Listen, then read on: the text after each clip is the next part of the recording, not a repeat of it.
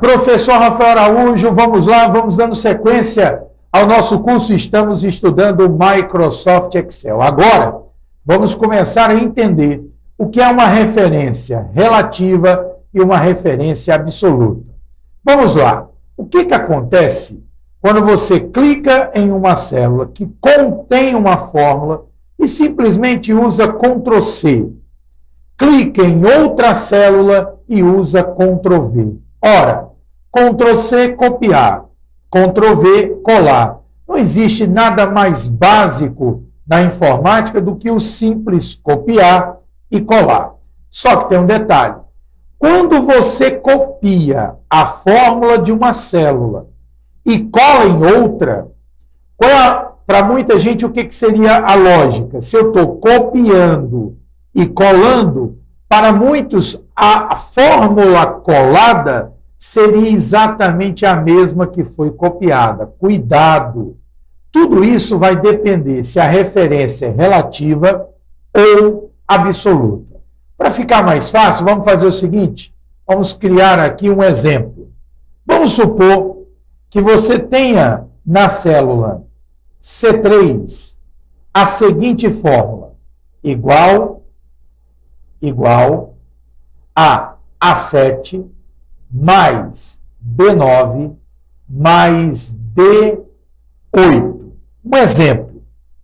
Aí eu clico na célula C3 e vou simplesmente copiar. Ou seja, vou clicar na célula C3, que é a célula que contém a fórmula, e vou usar Ctrl mais C, vou copiar. Aí vou clicar na célula D, vamos colocar aqui, D7, e vamos colar. Ctrl mais V. Pergunta na prova. Que fórmula será inserida na célula D7? Repito, tem aluno, tem candidato que chega no dia da prova e acha o seguinte: se eu estou copiando e colando, a fórmula é a mesma. Não. Aqui nós vamos trabalhar com o que chamamos de referências relativas. Vamos entender por que ela se chama referência relativa. Vamos lá. A fórmula está inserida na célula C3. Eu estou copiando e colando em D7. Pergunta importante. De C3, que é a célula que contém a fórmula, para D7, que é onde eu estou colando a fórmula, quantas colunas foram deslocadas de C3 para D7? Colunas de C para D. De C para D, eu andei uma coluna. De C para D. Da linha 3 para a linha 7, quantas linhas? 4 linhas. Pronto. Quando você descobrir quantas colunas e quantas linhas foram deslocadas, você vai atualizar a fórmula. Lembrando que no endereço da célula, a letra representa a coluna e o número representa a linha. Então, olha a fórmula original, A7. Só que quando você colar aqui, não vai colar A7, porque nós mudamos uma coluna e 4 linhas. Então, esse A não é coluna? Desloque uma coluna A, você está na coluna A. Ande uma coluna B.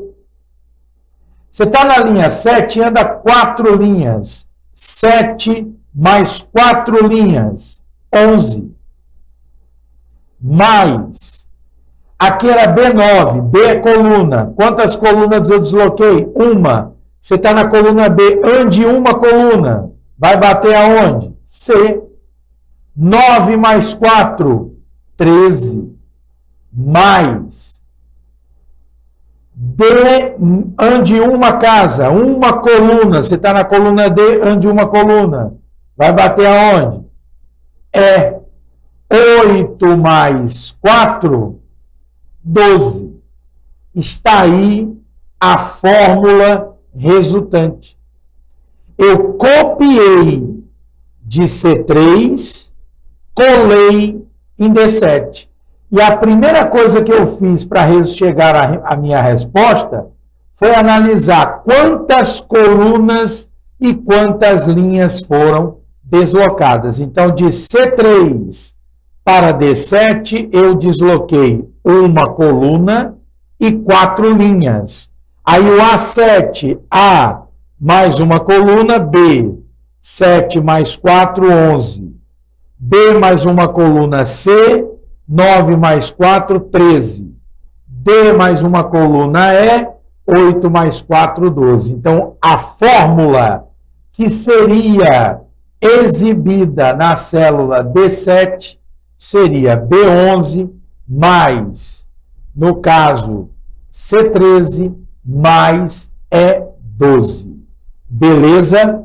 Vamos fazer o seguinte. Vamos a outro exemplo. Vamos lá. Vamos supor que eu tenha na célula D8 a fórmula A5 mais, deixa eu melhorar esse 5 aqui, A5 mais B cifrão 10 mais cifrão F 6 mais cifrão G cifrão 1. Olha a fórmula que está inserida em D8. Aí eu copio de D8, eu clico em D8 e uso Ctrl C. Clico na célula E10 e mando colar.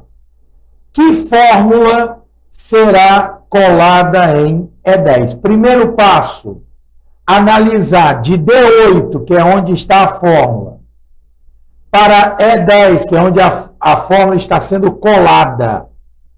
Estou copiando de D8, coluna em E10. Quantas colunas foram deslocadas de D para E? Quantas colunas? Uma coluna.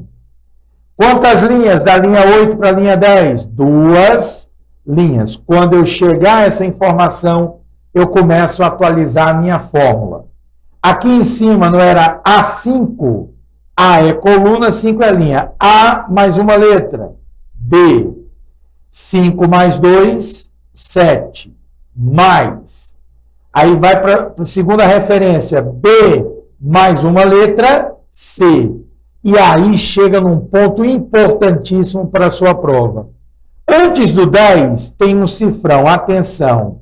O cifrão torna a referência absoluta. E o que significa dizer que a referência é absoluta, que ela não muda? A referência é absoluta porque ela não aceita mudar. Então ela está fixa. Nós fixamos. Atenção, você pode fixar a coluna, você pode fixar a linha ou pode fixar os dois. E aí o grande detalhe é, o cifrão nunca pode vir depois. Ele tem que vir antes. Se eu quero fixar uma coluna, o cifrão tem que estar antes da letra. Se eu quero fixar a linha, o cifrão tem que estar antes do número, nunca depois. Ah, mas o cifrão aqui está depois do B. Entenda, esse cifrão, ele não fixa o B, ele está fixando a linha 10. Então, se aqui era cifrão 10, aqui continua sendo, ó, cifrão 10, mais cifrão F6. Então, cifrão F. O cifrão não deixa o F mudar. Só que antes do 6, não tem cifrão. Esse 6 aqui ele é relativo, ele tem que mudar. 6 mais 2, 8. Beleza? Mais. E aí o final é todo absoluto. Ó. Tem cifrão antes do G, cifrão antes do 1. Então mantém, ó, cifrão G, cifrão 1. Pronto. O que eu quero que você entenda? A nomenclatura. Atenção. B7, isso aqui é uma referência relativa. Já cifrão G, cifrão 1, isso aqui é referência absoluta. E essas duas, C, cifrão 10 e F, cifrão F8, Essas duas aqui a gente chama de referência mista. Porque, ó, C, cifrão 10, a coluna C é relativa, o 10 é absoluto. Cifrão F8, o F é absoluto e o 8 é relativo. Então, é o que nós chamamos de referência mista. Mas eu já vou logo antecipar. Tem banca que, quando aparece cifrão, já trata como referência absoluta. Embora, na verdade, possa ser que seja uma referência mista, né? Cifrão F8, ela é mista. Mas tem banca que o fato de usar cifrão já torna a referência absoluta. Aí é uma questão de como a banca irá explorar isso em prova. Beleza? Para concluir esse bloco, vamos a esse exemplo, ó, Ministério Público aí do Estado de Goiás, FGV. Considere uma planilha que teve a fórmula. Ó, ele teve uma fórmula digitada na célula D10. Então, vamos lá. Em D10, a fórmula é A3 mais cifrão B34. Essa fórmula foi copiada de D10, ó, foi copiada e colada em F5. Pergunta: de D para F, quantas colunas foram deslocadas? De D para F, ó, você não conta com a coluna D, você já está na coluna D. Vai para a coluna F, então F, ou seja, andamos 2 colunas. Da linha 10 para a linha 5, atenção, eu estava na linha 10, estou voltando para a linha 5, então é menos 5 linhas. Eu estava na linha 10, estou voltando para a linha 5, menos 5 linhas. Agora vamos atualizar a fórmula. Aqui era A3. Quando você colar em F5, o que mudou? Aqui em cima era A3, mas quando aparecer aqui embaixo, tem que andar 2 colunas e voltar 5 linhas. Então, A mais 2 colunas, você está em A. Você vai passar por B até chegar na coluna C. Você estava na linha 3, você tem que voltar 5 linhas. E aí, chegamos num problema. Não existe linha 0 e nem existe linha negativa. Se eu estou na linha 3 e quero voltar 5 linhas, essa referência não existe. E toda vez que acontecer de não existir uma referência, quando você copiar e colar, porque teria que ficar uma linha negativa, mas essa linha não existe. E apareceria, ó, erro, quando der erro, vai aparecer jogo da velha. Erro de quê? Referência. Essa referência não existe. Então, na hora que você copiar a fórmula de D10 colar em F5, esse A3, na verdade, quando ele fosse colado, ele iria virar uma referência, um erro de referência. É isso que ia acontecer. Agora, se você fosse analisar o restante, embora a primeira tenha dado erro de referência, mas só para a gente entender, se fosse para continuar, cifrão B apareceria cifrão B, e esse 34 a gente teria que voltar 5 linhas. Voltando 5 linhas daria o quê? 29.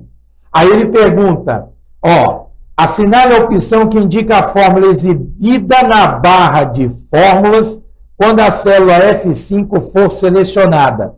Então, qual seria o conteúdo lá da célula? Exatamente o que consta na letra A. Essa é a resposta da questão. Beleza! Agora vamos dar uma olhada nas estatísticas dessa questão. Quase 56% erraram essa questão. Isso mostra que precisamos estar preparados para esse tipo de questão. Acertar uma questão dessa na prova faz muita diferença. Beleza? Com isso, fechamos mais um bloco do nosso curso.